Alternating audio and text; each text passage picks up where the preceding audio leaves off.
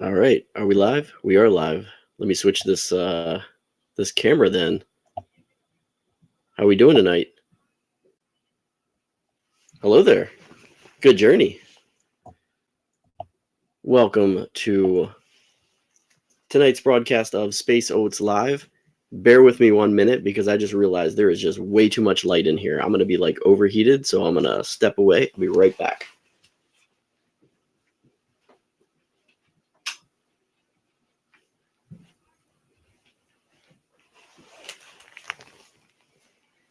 All right, so much better. So much better, so much better. Good journey, everyone. Welcome again to this broadcast of Space Oats Live. I am the Crucial Crew member, Jay, and we're here to talk about Star Wars. So we're actually going to take a memory, kind of like a trip down memory lane in a way tonight with a big today in Star Wars history.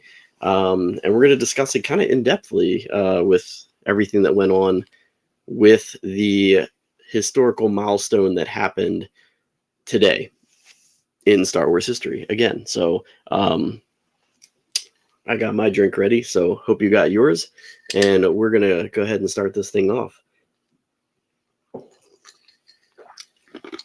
So if you follow me on Instagram, which is the Crucial Crew member, you will know that like every day I go live and I do Today in Star Wars, where I basically just pull from StarWars.com and basically talk a little bit more expanded about a historical moment in Star Wars history. Man, getting a lot of flash on my my bling there.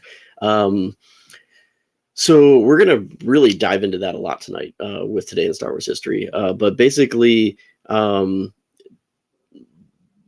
just before I start things off, I know I was actually had a lot of plans today. I was off today. I was gonna go to Disney Springs. I was gonna go to Jock Lindsay's Hangar Bar. I was gonna try to get some of those new drinks that are Indiana Jones themed, those items.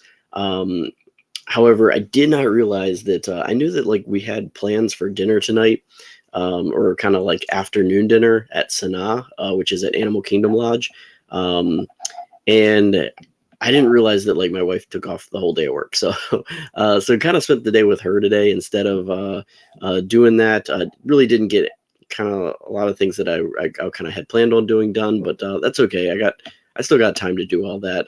It was mainly just going to be kind of prep for Star Cruiser, which kind of got put aside, but that's okay. I have time. I can do some of that tomorrow because my day off again tomorrow. So plenty of time to get all that out there. I got more of my like different swag that I have to give out. I was going to give one to somebody over at Animal Kingdom Lodge, but before I even got there, I ran into somebody unexpected. A crew member that isn't really on the ship, kind of overlooked, but they were an integral part of our team, and that was one of our security personnel. And he's amazing, Austin.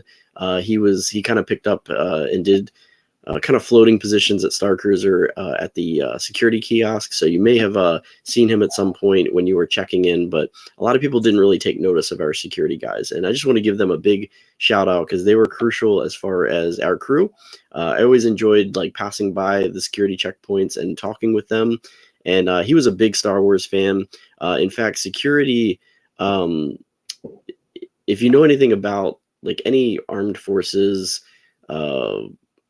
security or whatever, they always do these really cool challenge coins for their groups, and that's like a thing. I didn't really know that was like that's how like the challenge coins came about for the 501st apparently, and I really didn't know anything about that. I didn't know the significance of that and how that came about, but security made up some really awesome ones for CSL, and I was able to get both of them. And that was basically by means of Austin. He gave those to me, and they're amazing. So I saw him, and I had that little bit of swag that I'm going to give out on the Star Cruiser, and I pulled it out of my pocket and gave it to him because, yeah, just I knew the awesome things that he did for me, and just the nicest of people.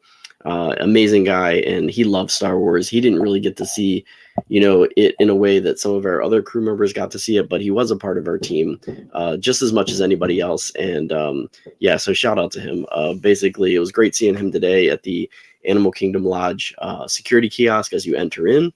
And then I had an amazing lunch at Sanaa today with my wife. So if you saw my Instagram post, great place to eat if you're someone that comes to Disney and you love great food, especially African or Indian inspired food. Go to Sanaa. They have a great bread service. So even if anything, if you go over there and you just sit in the lounge and you get a drink or two, which they have really great drinks with some African liqueur, African rum, and that's what I got, the mojito-esque cocktail that was African with the African rum, and then the bread service. If you only go and get the bread service, it's well worth it. So definitely, that's kind of like my non-Star Wars start off tonight, because I love Disney overall and I love great food at Disney. And yeah, it's one of my top. It's definitely in my top 10 restaurants at Disney. It's hard to narrow it down to top 5 because there's so many good restaurants that I love so much at Disney. But we don't go there often enough, so I would say it's in my top 10. It's just a really great restaurant to go to. Animal Kingdom Lodge is beautiful. If you've never been over there, go over there. You can usually go in and just say that you would like to walk around and see it. They got African art all over the place. It's a beautiful place. You can see animals all over the resort. It's just amazing. So yeah, that was a little bit of my day today, which was a lot of fun. We got home early. It is booming outside tonight because in my neighborhood, everybody lights off fireworks starting at dusk. So it's going crazy outside. It's probably going to get louder as it goes. You might hear that, but we'll get through it. So we'll see how that happens. I don't know where to put this. It's so big. I need like a little table or something. Anyway, I need a desk for this room with this podcast. Eventually, it's going to get set up a lot better. But anyway, so let's go ahead and start this off and do today in Star Wars history. If you noticed the picture for tonight's podcast, it was kind of a throwback. It was black and white. I'm going to go ahead and pop that up on my screen and share it, just so that you guys can see it. Let's see here if I can get that up. If I can find it. I know I pulled it. There it is. Let's share this here. So we're going to pop this up here. Oh, there we go. There we go. So this is the picture that kind of pulls from today in Star Wars history. So I don't know if anybody really knows the reference to this picture. Basically, it's an old photo, right? And it basically takes us back a good ways. There's a lot of cool little hidden Easter eggs in this picture, and we'll talk about all of these things actually, and even more that are not in this picture. So today in Star Wars history actually goes back to 1981.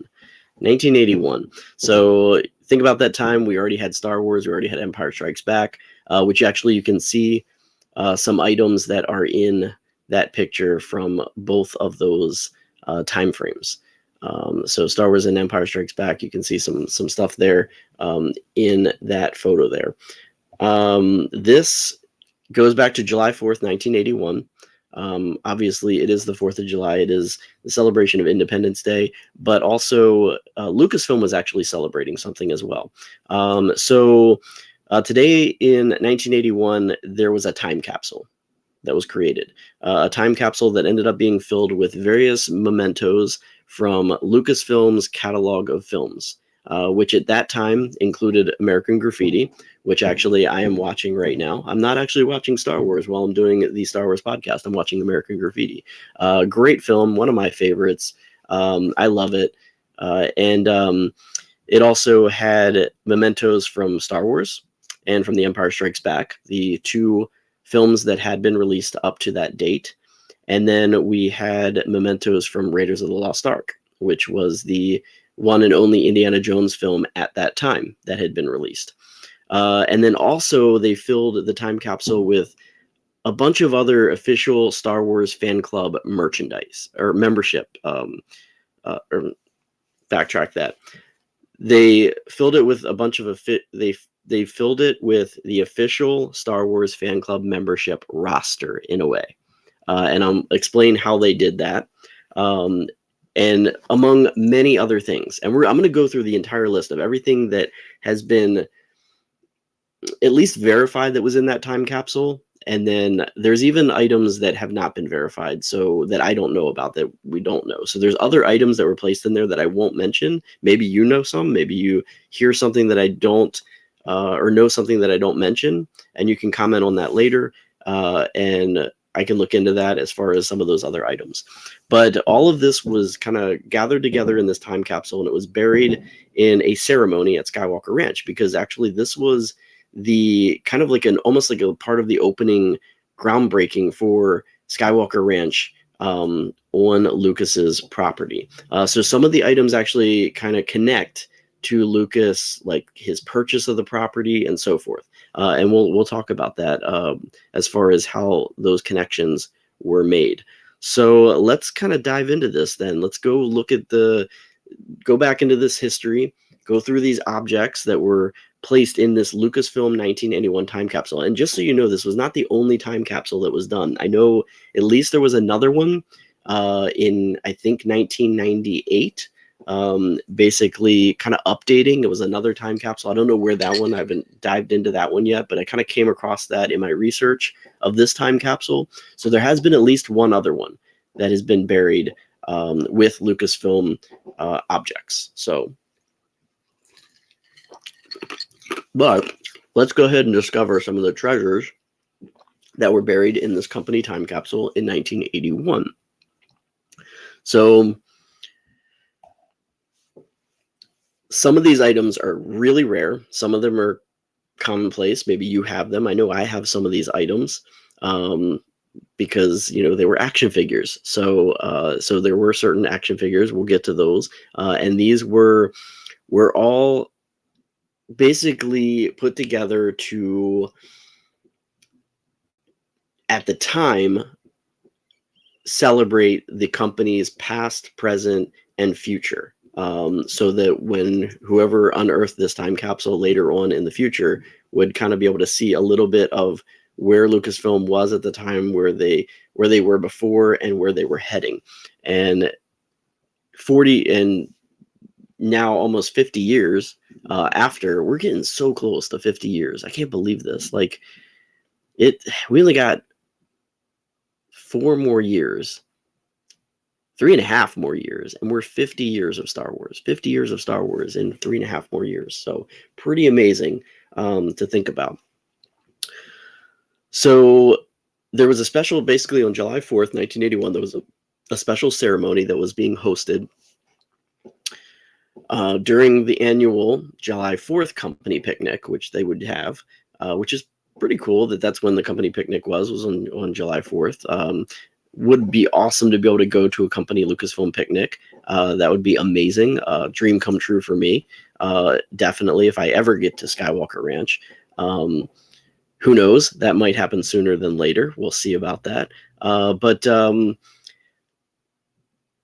Yeah, so what they wanted to do is they wanted to commemorate the establishment of Skywalker Ranch itself, which would basically soon become the official home of Lucasfilm. At that time, Skywalker Ranch, even though they held the picnics on property there, they didn't have any structures for the company there. So the company was going to be moving there. The buildings were not yet finished. They were still under construction at that time. So basically, to officially kind of herald in that new era of Lucasfilm, and at that time also to celebrate the company's 10th anniversary, a time capsule was placed, and it was actually placed in the cornerstone of the main house building of which basically, again, contained all these mementos, artifacts that represented Lucasfilm's cultural merchandising legacy up until that point. So it's pretty neat, basically, some of the things that were placed in this item. But yeah, again, under that foundation of the main house building is where this time capsule is. I wonder if they have like a little plaque there saying where it is. I don't know.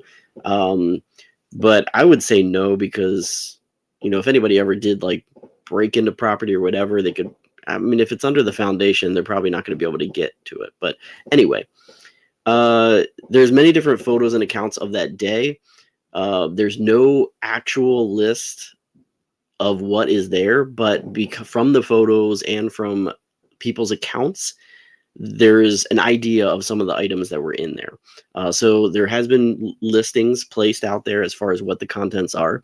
The capsule was actually 7.5 inches in diameter and 3 feet long. So you're thinking, I'm going to say about that big around, and then about that long. And think about that when we get to all these items, because there's a lot of items that they were able to fit into this time capsule. I couldn't believe it. I'm kind of baffled as if there was any more items placed in here, because what I've come to see from this list is there's a lot of items. So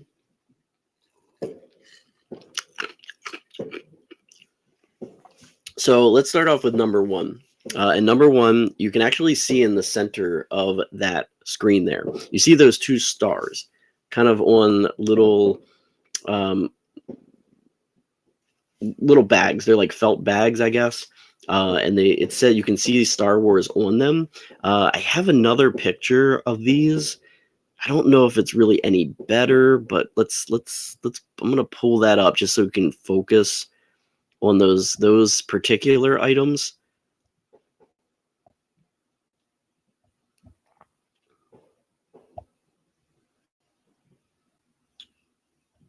Maybe. There we go. Get rid of that one. Oops. There we go. Let me get this one up. All right, so let me see if I can't get this a little bit bigger so we can look at it a little bit more. Just got to find the right window. There we go. Oh, wrong way. All right, there we go. That should be a lot better, right? You can see that a little bit better now. So, all right, so we can see these items a little bit better here. So these items, by the way, I see somebody joined in. I don't know if you're trying to comment or not. I hope the comments are working. I hope the chat's working. I do have my chat open. I don't see anything chatting. So if you are here and you want to say hello, go ahead and say hello. I don't see anything. I don't know if you're not able to chat or whatnot, but yeah. So if anything, DM me or something on Instagram and let me know that the chat's not working if that's the case, or however else you want to notify me. So these are made of lucite. They're lucite star paperweights, basically shaped, and they were inscribed with some of them with Star Wars and some of them with "May the Force be with you," as you can see there. So I kind of would just wanted the one with the Star Wars, honestly. They were actually given out to the cast and crew of Star Wars: A New Hope. Kind of like, I guess, as a takeaway gift. And so these were 2 that were, I guess, left over. They were given to the cast and crew in these blue velvet bags. And so they actually placed 2 of these in the time capsule. I don't know how big they were, but alone, these can take up a lot of space. So those were pretty interesting items. I've never heard of anybody I've never seen anybody that might have these. I've seen some of these kind of like floating around on the internet when I was looking. I don't know if they're verified and real, but I'm sure people can probably come across these at some point. I'm sure they're probably pretty expensive to come by. But I definitely, if I could ever get my hands on one of the ones that just says Star Wars, that would be pretty amazing to have. So that's the first item that was in the time capsule. I'm going to go ahead and close this screen. And I'm going to go ahead and open this one back up, because this next item is kind of up in the top corner there. If you're looking at the screen, it's in the top right corner up by the Talk Studio icon there. You can see the start of the word Skywalker. And you can also see a little bit of like animated caricatures. I can never say that word right. On the label as well. That is actually a bottle of wine. That bottle of wine actually there was a custom label created, which read Skywalker Design Division. So you can see the word Skywalker there, but underneath was Design Division. It depicted drawings of Lucasfilm employees at the time. The back of the label actually had a written part of the label basically indicating that it was what kind of wine it was. It was a 1968 Cabernet Sauvignon, basically alluding to the year that Lucas and Francis Ford Coppola happened upon the territory that ended up becoming Skywalker Ranch. So there's the significance of Skywalker Ranch and the ground that it was on. Because, like I said, a lot of these items that were placed in this time capsule not only celebrated the Star Wars movies, but other Lucasfilm projects and also other things as far as the company. So this is actually celebrating the ground where Lucasfilm was going to be continuing on as a company. And so apparently, I didn't know this, that I know that George Lucas and Francis Ford Coppola were very good friends, starting their own production company in the very beginning, which ended up failing. Zootropa, I think it was called. I don't know if that's right or not. I think that might be wrong. I'm thinking of Zootopia. Zoetrope. That's what it is. My goodness. Disney messing with my head. Zoetrope was the name of the production company. And it ended up failing. But American Zoetrope, I think it was. American Zoetrope. I think American Graffiti was actually produced under that. But then it ended up failing. THX 1138 was also produced under that as well. But yeah, so it didn't survive. But George Lucas and Francis Ford Coppola, very good friends. And apparently in 1968 was when they, I guess, went property shopping. And that's when Lucasfilm came across that land, which eventually became a vineyard of its own. And we have Lucasfilm or Skywalker Vineyards, Skywalker Wines, which I've actually never tried. Never tried any Skywalker wine.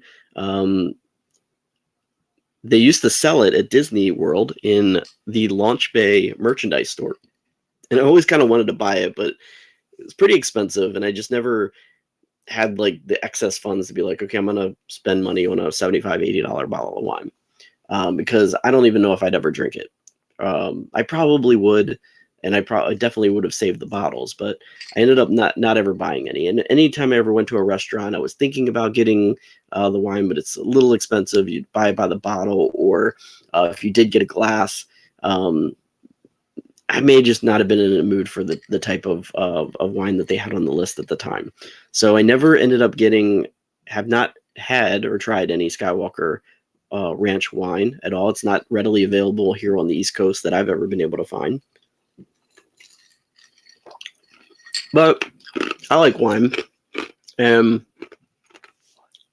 one day I'll try it. So we'll see how that is. But this kind of, I guess, George Lucas, Francis Ford Coppola also has wine, their own label. So a lot of celebrities have their own wine labels, especially if they're out in California, Arizona, and places like that where the grapes grow well. So.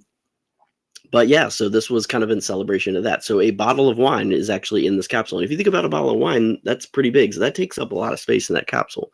So that's a pretty cool, interesting thing that there's actually a bottle of wine buried in the ground there. If we ever, sometime in the future, alcohol disappears off the face of the planet, we know we can go to Skywalker Ranch and dig up this old bottle of wine, which I wonder how that would I don't know how that would hold up. I mean, it's underground, so it's probably stayed pretty cool over the years. So I don't know how that actually works. I'm not big, don't really have that knowledge to know what would happen in that case if it's in a actual capsule and it's underground. So it'd be interesting to I'd be happy to research that if they ever needed somebody to drink that wine.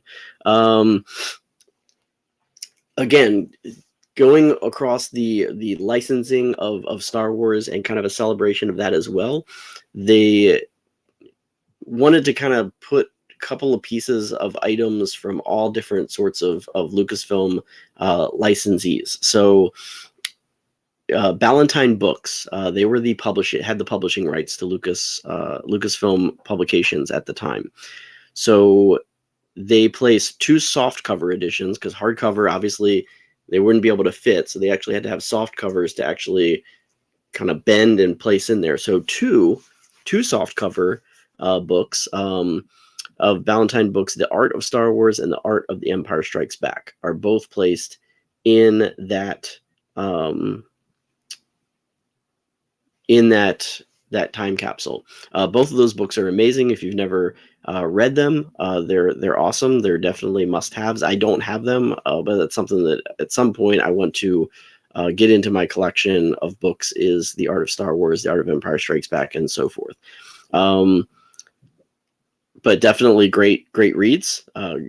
Great visuals, because a lot of the Macquarie work is in there. So it's those are really good books to take a look at if you've never taken a look at them. My neighbor used to have them, so literally growing up, I didn't really need them, because anytime I wanted to look at them, I would just go over his house and I just pull it off the shelf and be thumbing through those books at any time. As far as films, there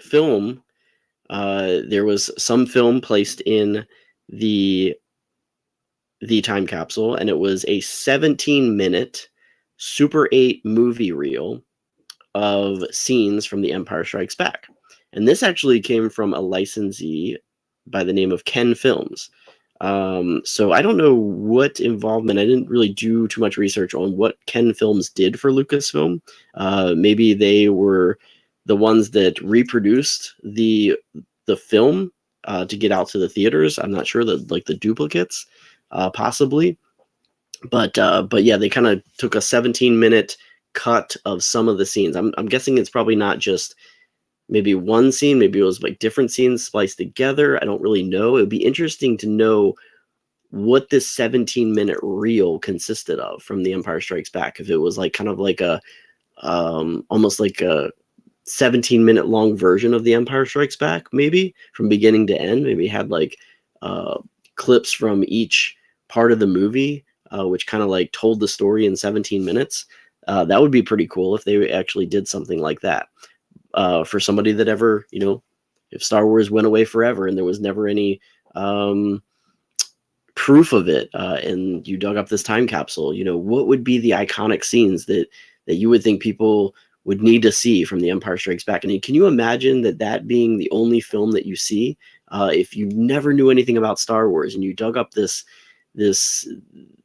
capsule and you were able to figure out how to project this 17-minute reel, what if it got to the end and you see this, this duel between this Darth Vader and this Luke Skywalker, and then all of a sudden, he basically says he's his father, and then falls down, gets his arm chopped off, and Han Solo's in carbonite, and then it just ends, and you're like, well, what happens next? And there's nothing else there. So imagine that. Imagine if that was like the only bit of information that you got on Star Wars. That was the first time you ever saw it, and that was just, you didn't even see the whole movie. You just saw 17 minutes of it. And I'm really curious as to know what those 17 minutes consisted of. It'd be really awesome. I wish they had a duplicate and we could actually see those 17 minutes to actually see what's in that time capsule. I had mentioned already that some Kenner action figures were actually placed in the time capsule. Kenner, again, another licensee of Star Wars. They were the ones that did the action figures up until that point for Star Wars and The Empire Strikes Back. And there was at least 6. So at least 6. So there was 6 confirmed. You can actually see the 6 in that picture. So I'm guessing that's why that there's the 6 that are confirmed. Maybe the reason why it's saying that there might be more is because maybe out of that shot there, maybe people thought that there might have been some more to the right of Han Solo on that table.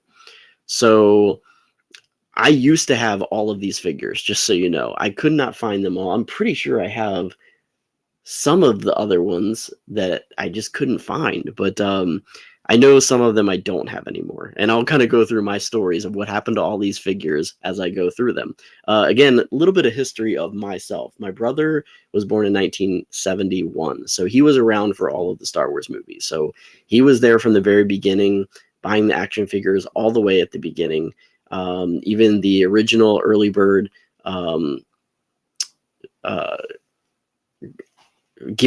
send away for the action figures. So he had them all from the very beginning.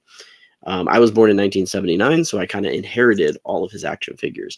And being the young child that I was, played with them before I really knew the significance of Star Wars, and I broke a lot of figures.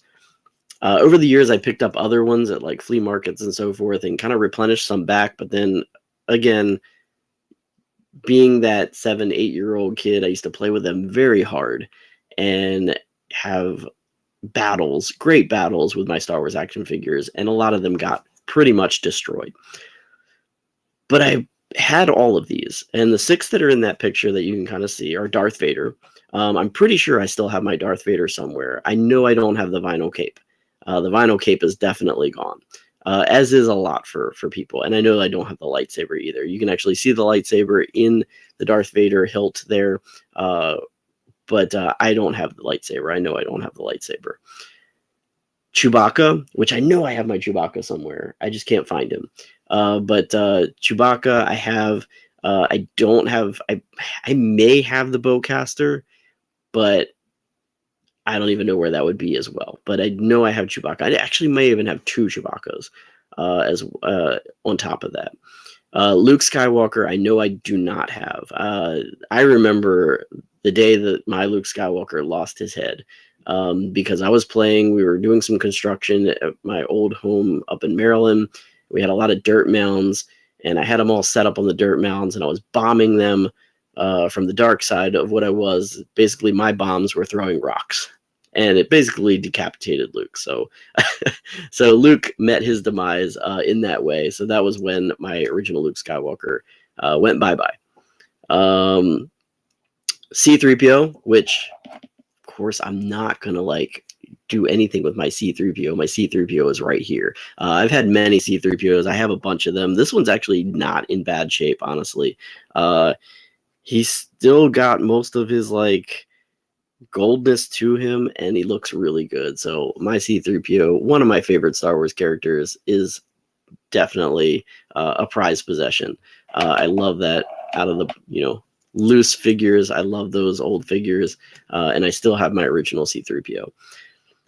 Han Solo, I don't know what happened to him, but I had him at some point, the original one, and it was the thin one, too. I don't know if you remember, there was a couple different versions of that Han Solo. One with kind of like a bigger head and one with a smaller head. I had the one with the smaller head. So I had that one. Don't know what happened to that Han Solo. I don't ever remember losing him. I don't know. Maybe I still have him somewhere. I don't know. I just have to kind of dig around a little bit.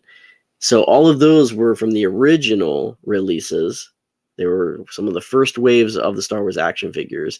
And then they had at least one lone action figure from The Empire Strikes Back, and that was Yoda, which I still have my original Yoda. My original Yoda right here. I still have the little snake around his neck and the cloth cloak. I don't have his belt. The belt went missing a long time ago. And I don't have his cane, which went missing a long time ago as well. But I do still have the snake. Very proud that I still have the snake with Yoda. Pretty awesome. So he's in really good shape, though, too. Can't believe that I still have him in as good a shape as he is. So, but I love my my Yoda that I have. Again, one of my other favorite characters of the Star Wars universe. So at least those 6 action figures were placed in that time capsule. Another interesting, and I did thought I did a screenshot of this one so I could make it bigger, but I guess I didn't. I could probably find it real quick. Let me see if I can find it real quick and post that up here. Because I know I found pictures of it.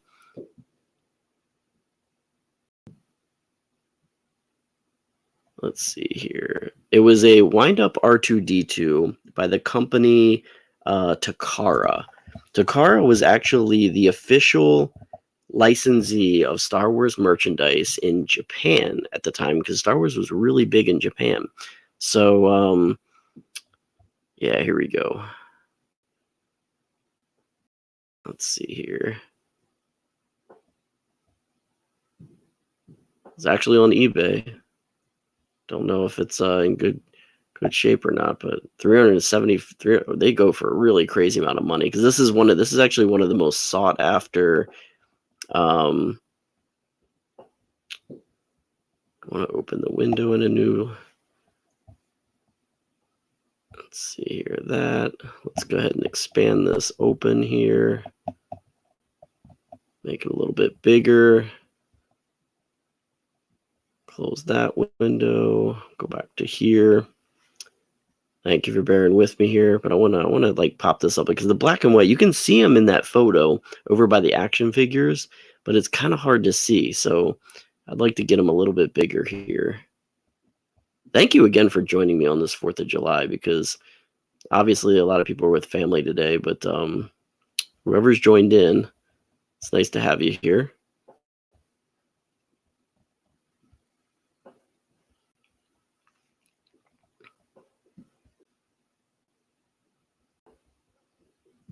Oops, I always do that. I keep like showing it on screen and then I pop it back off. All right, here we go. So that's the it's a miniature wind-up walking R2-D2, and I remember somebody that had this. I don't think we had it, but I do remember somebody that I knew that had this. Which, man, it like goes for like, even out of the box goes for like $800-900 nowadays. But it was a walking R2-D2 toy that was produced by the Japanese licensee Takara, which again, they were the official Star Wars merchandise licensee in Japan. So pretty awesome, that little R2-D2. And like I said, I remember this. He would walk instead of rolling. I was kind of scurrying around, kind of odd looking with that, the walking mechanism at the bottom that used to be for those wind-up toys. But yeah, and then you kind of look at his dome. It's a lot different than what R2-D2 actually looks like, but pretty cool there. So that very, very sought after today. So if you have one of those, that's pretty amazing. I am not going to spend that much money to get one of those, but that's something that you always want to be on the lookout for as far as Star Wars merch. Grab it if you see it anywhere at like a flea market for cheap, or yard sales or anything like that. Yeah, I definitely am always out on the lookout for this thing, because I would love to have this. Again, I'm a big R2-D2 fan, probably my favorite character of all time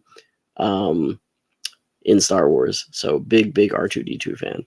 So let's go back to the other picture again, and we'll see if we can't spot some other things on this picture here.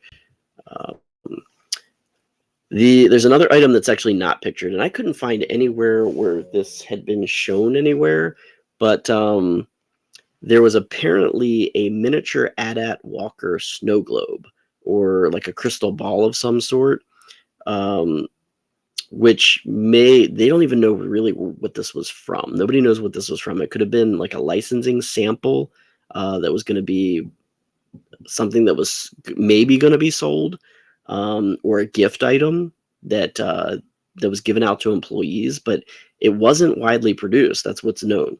So there's no like pictures of it anywhere. I don't know if this was just something that there was reports of this being in here, because it's not in the picture, but apparently that was something that was in there as well. So no further information on that. There was also a t-shirt thrown in. Again, I couldn't find a picture of this t-shirt, but apparently there was it wasn't even Star Wars. I guess it was more of like a technology team T-shirt for those that worked on Star Wars. That was, on the computer side, because it was a computer graphics T-shirt, and it had an image of a staircase with a slash through it, which basically meant no jagged edges. Apparently, I'm not a tech junkie. I don't really know much about that, but apparently that has some significance. Apparently, it means like the bane of early computer graphics artists was. So obviously there was a lot of difficulties creating some of the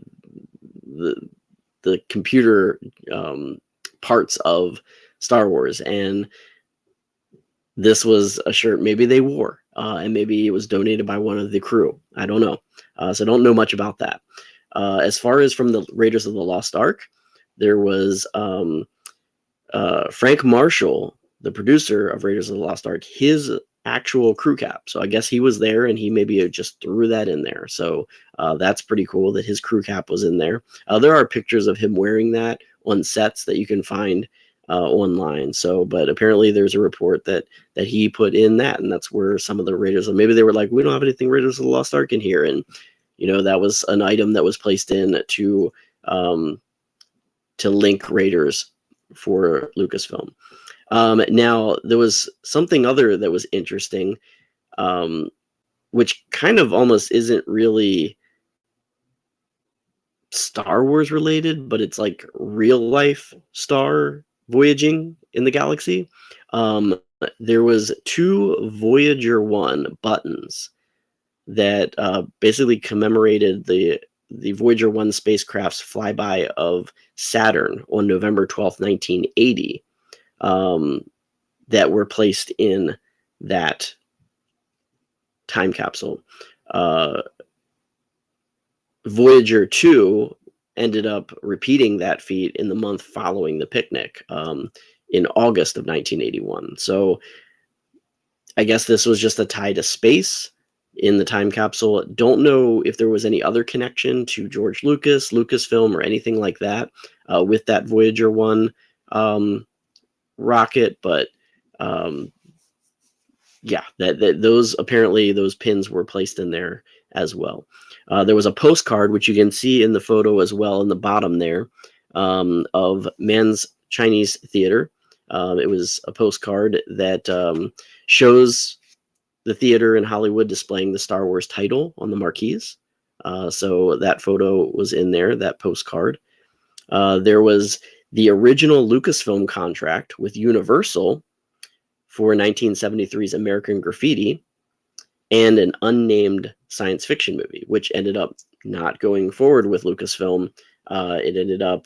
Lucasfilm ended up not pursuing that part of the contract. So, but American Graffiti was in connection with Universal Pictures, and again with American Zoetrope at the time, production company from George Lucas and Francis Ford Coppola, but it was released through Universal. So yeah, the original contract is in there. It wasn't even a duplicate. It was the original contract is in that time capsule. Cassette soundtracks for American Graffiti and Star Wars. You can kind of see them there as well. I do actually have them in a little bit more detail to show you those 2 cassette. Everybody, if you remember, do you remember cassettes? I don't even know if I have any cassettes anymore, honestly. I think I maybe got rid of all my cassettes. I'll let that pop up for a second. Should pop up in a second. Yep, there's the American Graffiti soundtrack. Great soundtrack, by the way. If you like oldies music, the golden oldies, that time era, I love that kind of music. So Wolfman Jack was in the movie, and this is just some amazing music from the time, from the Beach Boys to just so many people that were in that on that soundtrack. So really, really awesome soundtrack. I love that soundtrack. I actually listen to it on Spotify a lot, so I have that saved on Spotify. It's one of my go-to playlists when I just want to go for a drive. Let's see here. We're going to go ahead and share that other one to show you what the cassette looks like from the Star Wars soundtrack. So I have it on vinyl, but never had the cassette soundtrack. Pretty interesting. I don't even think I've ever actually seen anybody that's had this. So it's definitely a interesting plain looking cassette. So, but it says is a twin pack. So you remember the cassettes, if they were a double, they were a little bit wider, those cassette packages. But basically that is the cassette package for Star Wars, the original movie. So both of those cassette soundtracks were placed in that. Oh, Katie, it's you that's joined in. Thank you. You had A New Hope and Empire Strikes Back soundtracks on cassette when you were a kid. That's awesome. Wore them out, right? As did I wear a lot of cassette tapes out, and VHS in that manner. I wore out my Star Wars VHS. So, but yeah, both of those, that's really awesome that you had that that soundtrack on cassette. Did it look like that one? I saw a couple of different ones online, but apparently that was the original one. So, and what that looked like. But thank you, by the way, for commenting. I was kind of nervous that my comments weren't working. So thank you for doing that to let me know that the comments were working. So yeah, so those two cassettes were in there as well.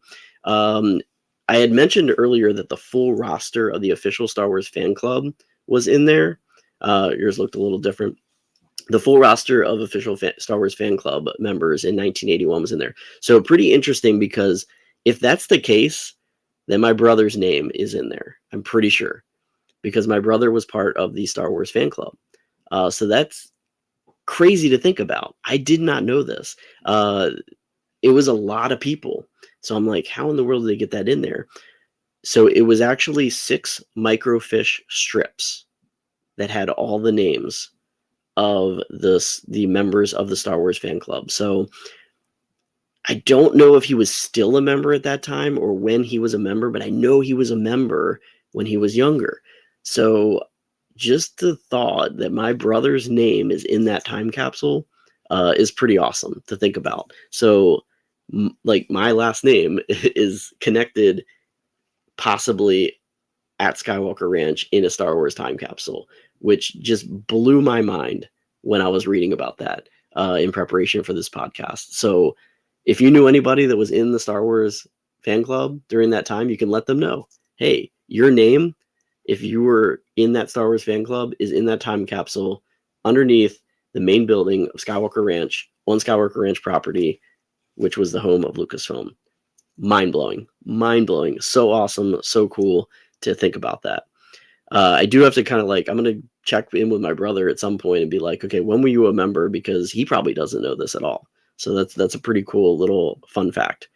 There was because it was held on July 4th, this commemoration and this placement of this time capsule, a small American flag was placed in the time capsule as well. There was also a small sealed bottle, which you can actually see that person holding in that picture. And this one's a bit of a mystery as to why this is in here. It was a small sealed bottle with the label California Crude Oil, made in Marin, 1981. Nobody, as far as I can tell, can figure out why this was in there. I did research, could not figure it out. Any connections to Lucasfilm, I don't know. Have no clue why this was in that time capsule. I mean, Marin County, maybe.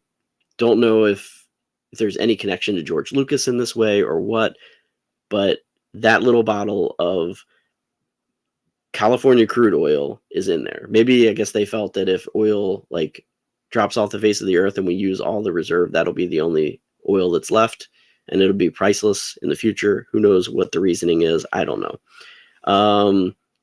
There were also a bunch of other photos, which kind of appear to be like the ranch construction, employees, an early building on the ranch. You can see some of those photos there on the left. And there's been other photos that have been floated around that were at that time that were placed in that time capsule as well. And then apparently there was a bunch of other things that were placed in there according to the fan club newsletter at the time, which I didn't get all the items. These were the items that I came across, but a lot of people say that there's more than that's been mentioned and floated around, and some of them have been confirmed, some of them not confirmed. Most of the items that I just went through have been confirmed. So obviously, most of these items really capture what the company culture was at the time. Many different historical milestones at the time with Lucasfilm Company, as far as, and also the Lucasfilm merchandise items. All those Lucasfilm merchandise items all happen to be produced by the very earliest licensees to sign up to Star Wars. So you had Ballantine Books. They published the first Star Wars novel in 1976. And then they would go on to print tons of Star Wars titles to come, including those 2 art of books, which were included in there. Ken Films, going back to that, I forgot I had notes on this. They had actually successfully marketed and sold countless Super 8 shorts of Star Wars. So maybe that short that was placed in there was one of those shorts, which now I really want to try to find these somewhere, some kind of reproduction of that. And these were produced before the arrival of home video. So pretty awesome. They subsequently picked up the license for The Empire Strikes Back. So that's why they're in there as well. 20th Century Fox Records were the ones who manufactured the Star Wars soundtrack cassettes. And they also offered that soundtrack on vinyl, which again, I have the Star Wars soundtrack on vinyl. They also had it on 8-track, reel to reel, in 1977. Takara, as I mentioned before, that produced that wind-up R2-D2. They were the primary Star Wars toy licensee in Japan.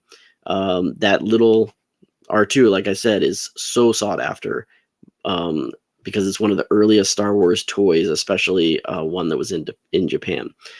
Kenner, of course, remains the most famous of the Star Wars licensees, which basically their current parent company, Hasbro, continues to produce Star Wars toys today. And so American Graffiti had that soundtrack in there as well from 20th Century.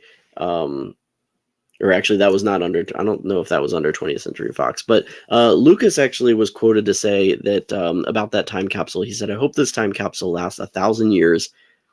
If it does, it will certainly inspire amusement, wonder, and curiosity, standard ingredients for a good Lucasfilm story." So pretty awesome. Most of what I just read to you came from the Lucasfilm website. So there's a lot of really cool information on the Lucasfilm website. A lot of times I forget to go there, but this was a link to there, so it was pretty cool to be able to see that. So pretty amazing little bit of history for today in Star Wars history. I don't have much time left. That actually almost took up kind of my hour, but I did want to go over one other thing that was on StarWars.com today. I kind of mentioned it the other day, where StarWars.com had a summer viewing guide for Star Wars, or for movies this summer, Lucasfilm movies, or under Disney or Lucasfilm, what have you. Just to kind of go through this list real quick. Maybe you thought about watching some of these movies recently, maybe not. Obviously, Star Wars: A New Hope was at the top of that list. No better place to start the summer than the start of Star Wars, right? Is kind of like what the idea was on that one. So pretty awesome. Lego Star Wars Summer Vacation. If you're a Galactic Star Cruiser fan and you haven't watched this, there is ties to the Galactic Star Cruiser. The Crucial Crew member is in there. Just kidding. But I made a little joke about that when the preview came out.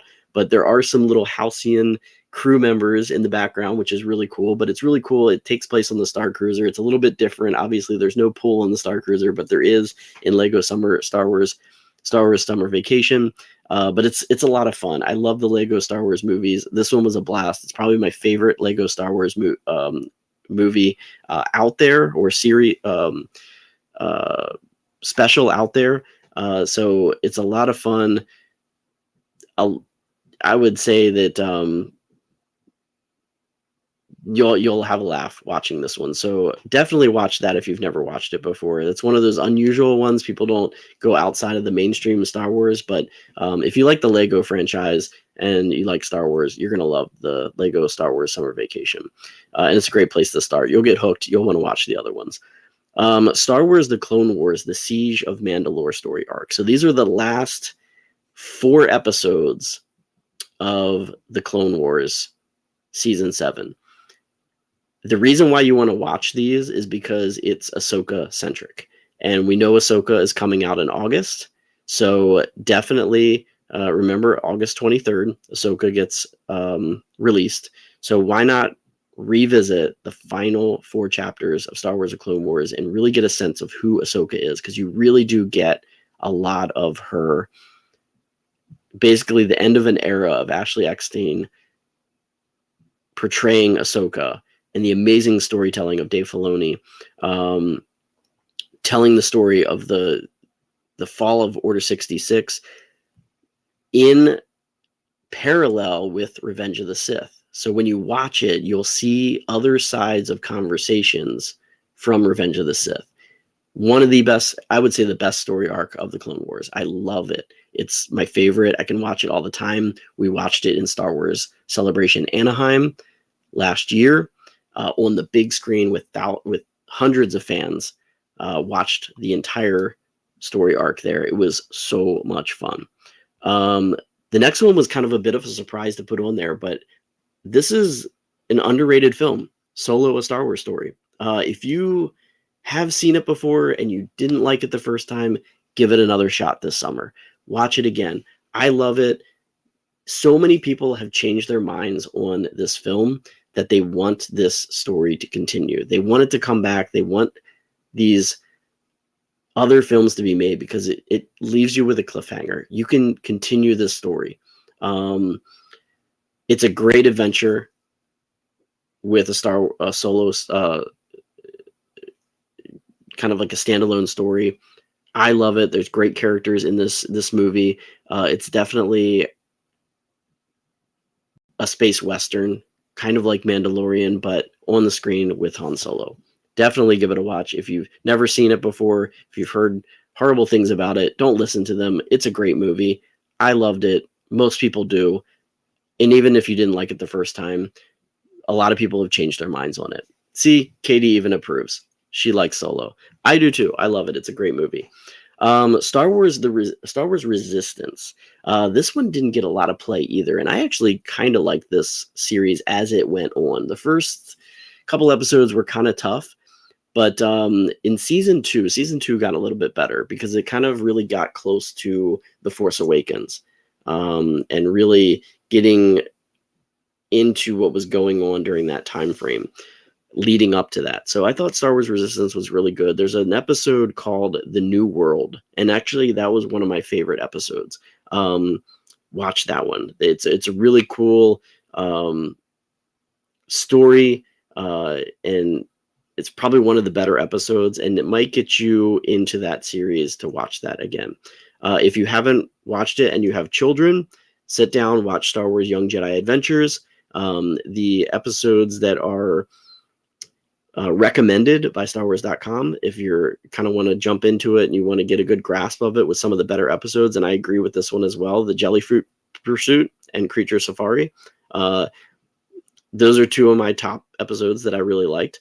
So this one takes place during the High Republic. So different era, 200 years before The Phantom Menace. So a new kind of take on Star Wars, again, at a younger audience, but it's still enjoyable for adults. I enjoyed watching it. So it's a great little watch. If you're not really like wanting to pay attention, but you just want some Star Wars on, that's a great one. Star Wars Rebels, Empire Day, one of the best episodes of season 1. Season 1, episode 8 is Empire Day. So, and again, what better day to watch it than today, because that one has fireworks as well. So really cool. You learn a lot about Ezra. You get a lot of depth of his character in that episode, and it really gets you going. I think that's when it really started getting good as far as the connection, the story, the characters. Empire Day was when it had you, when Rebels had you. Rogue One, A Star Wars Story.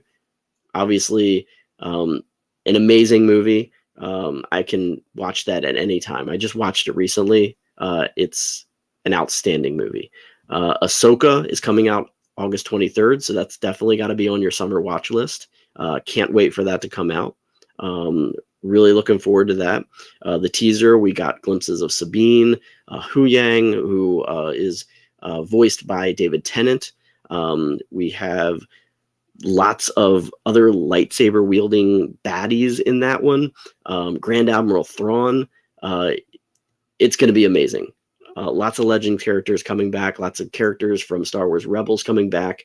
Gonna blow my mind. I know already, and it's gonna close out the summer. Can't think of anything better to close out the summer with, right? And then if you haven't already done so, go see Indiana Jones and the Dial of Destiny. I'm a huge Indiana Jones fan. Obviously, we talked about Raiders of the Lost Ark being a big part of Lucasfilm, and that hat being placed in that time capsule. Go see Indiana Jones. If you're anywhere near Disney World, go to Hollywood Studios. They have the Den of Destiny, a little pop-up shop where you can go and look at the props. You can get some cool themed drinks there. Go to Jock Lindsay's Hangar Bar. It is my favorite lounge bar on Disney property, themed as Indiana Jones. I go there all the time. It's great. Great food, great drinks. They have some themed beverages right now going on for Dial of Destiny, so go check those out. But go see Indiana Jones and Dial of Destiny in the theater. It is a little bit long, 2.5 hours, so you got a lot of time chunk taken out of it, but it's a great story. James Mangold did an amazing job. Couldn't think of a better way to close out the series. I wish there was a little bit more closure at the end. It's going to be kind of a little bit of my review. I don't want to spoil it yet. I'll do more of an in-depth review later, possibly when I know that everybody has kind of seen it. But definitely go see Indiana Jones and the Dial of Destiny. That is going to be it for me tonight. I'm at about an hour, so I'm going to go ahead and head on out tonight. I hope everyone has a great time watching this episode. I'm going to go ahead and pop myself back on screen a little bit bigger here. Man, I've been small all night. But thank you for joining in. Thank you for watching. Subscribe to this channel. I go live every Tuesday night with Space Oats, a Star Wars podcast. You can rewatch any of my episodes. They're all under the Space Oats podcast library here on YouTube, on my YouTube channel. Head over to my Instagram page. Follow me on Instagram, The Crucial Crew Member. I do posts from pretty much everything Star Wars, Disney parks, all over the place in Orlando. Just me out and about. So, yeah, so follow me there if you can. And yeah, I think that's about it. Subscribe to the podcast here. Click on those notifications. Come and join me every Wednesday or every Tuesday night, 10 o'clock p.m. Eastern Standard Time is the most commonplace. I know I usually have a lot more people joining in, but obviously it's the holiday today, so I'm sure a lot of people are spending time with family and friends. So I hope you guys enjoy yourselves. Be safe. Have a great week. Until next time, or until you find me on Instagram with my Today in Star Wars live broadcast that I do every day on my way to work. We'll see you next time. So until then, watch some Star Wars, listen to some Star Wars, read some Star Wars, and most importantly, whatever you're doing with Star Wars or however you're living your Star Wars life, just remember, may the stars light your way.